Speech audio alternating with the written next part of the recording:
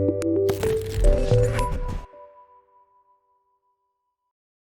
teman-teman, selamat datang kembali di Rumah Sakit Cepat Waras.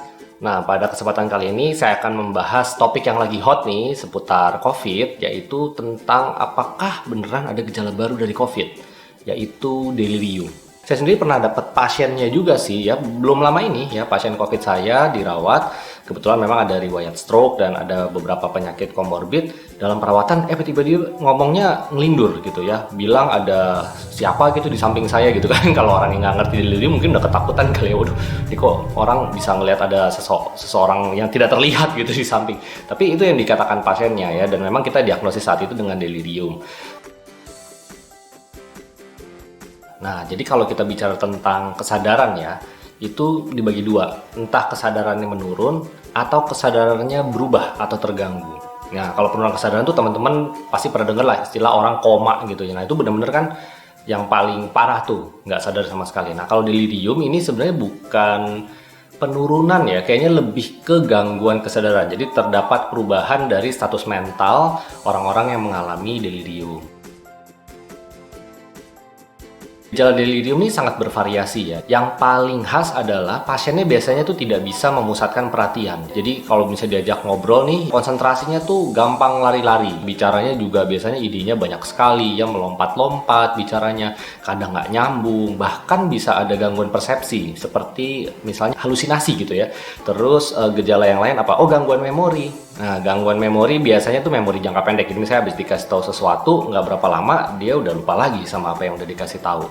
Dan juga biasanya pasiennya ada gangguan emosi nih. Nah, bisa ditemukan pasiennya marah-marah ya, jadi emosinya labil gitu ya. Kalau pasien yang tindak tanduknya sangat aktif, kita bilang itu delirium yang hiperaktif. Karena ada juga delirium yang hipoaktif, jadi nggak nyambung bicaranya, tapi bawaannya lemes gitu ya, terus kayak nggak ada tenaga, cenderung tidur gitu. Nah, itu biasanya pasiennya kondisinya lebih nggak bagus tuh. Ada beberapa ya faktor resiko delirium itu. Nomor satu adalah memang usia. Jadi dari semua buku-buku, dari semua penelitian tuh mengatakan makin tinggi ya, makin lanjut usia seseorang, bila mengalami suatu pencetus maka dia akan lebih mudah mengalami delirium. Terus faktor resiko yang berikutnya adalah ya dia punya penyakit-penyakit yang bisa meningkatkan resiko nggak? Misalnya pernah ngalamin stroke ya, udah kan otomatis gangguan di otak. Atau Parkinson tuh apa ya, yang ada gangguan keseimbangan, terus juga gemeter-gemeter orangnya.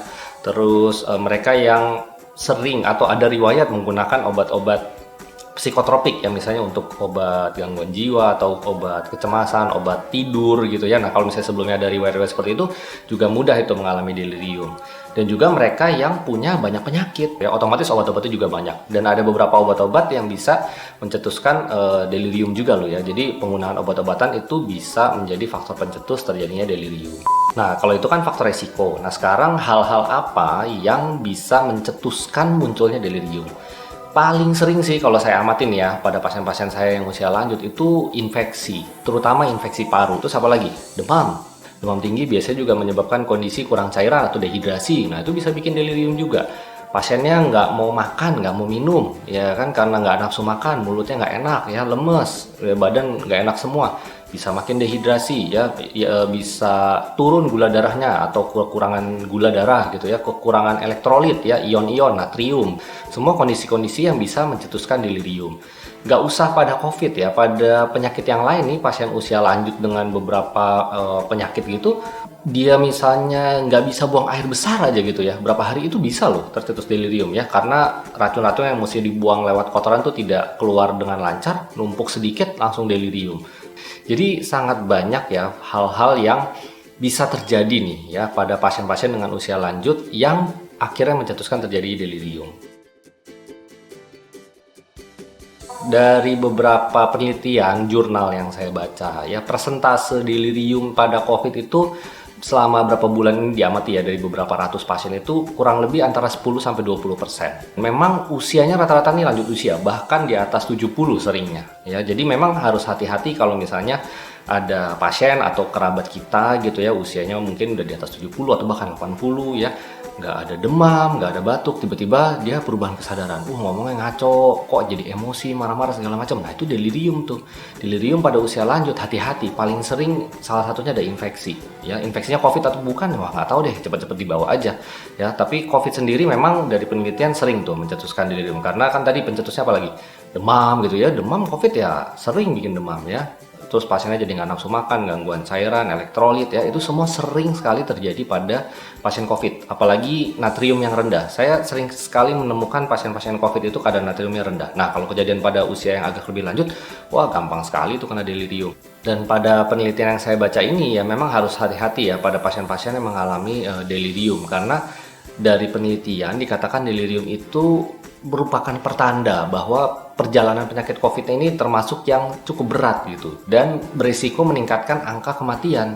Makanya ini pesan ya sekaligus untuk kesimpulan ya, setelah teman-teman tahu nih delirium itu apa, kalau misalnya ada keluarga atau misalnya orang yang lebih tua yang dikenal kok tiba-tiba ada perubahan kesadaran yang gejala-gejalanya mirip delirium ya, langsung dibawa deh. So, saya mesti tekankan sekali lagi bahwa delirium itu bukan gejala khas dari COVID ya. Beda sama anosmia. Anosmia itu yang hilangnya indera penciuman. Nah, kalau itu cukup khas pada COVID. Delirium ini pencetusnya banyak dan bisa ditemukan pada berbagai macam penyakit, terutama bagi mereka yang berusia lanjut. Jadi ini bukan gejala khas dari COVID, bukan penyakit baru, bukan gejala baru juga. Udah dari berapa bulan lalu awal pandemi juga udah ada kok pasien saya yang ngalamin delirium.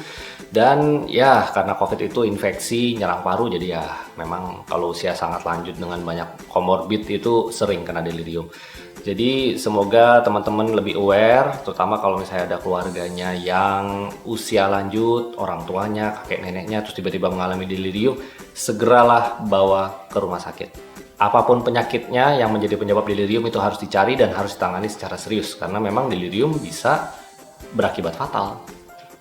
Sekian dari saya, semoga teman-teman Ngidalab, Sobat Waras semua selalu sehat, selalu dilindungi oleh Allah Yang Maha Kuasa. Sampai jumpa di rubrik Rumah Sakit Cepat Waras berikutnya. Bye-bye. Teman-teman tertarik dengan figur-figur yang ada di belakang saya ini? Boleh juga ya teman-teman cek di rubrik Dokter Kolektor yang biasanya sih tayang setiap Selasa. Check it out ya.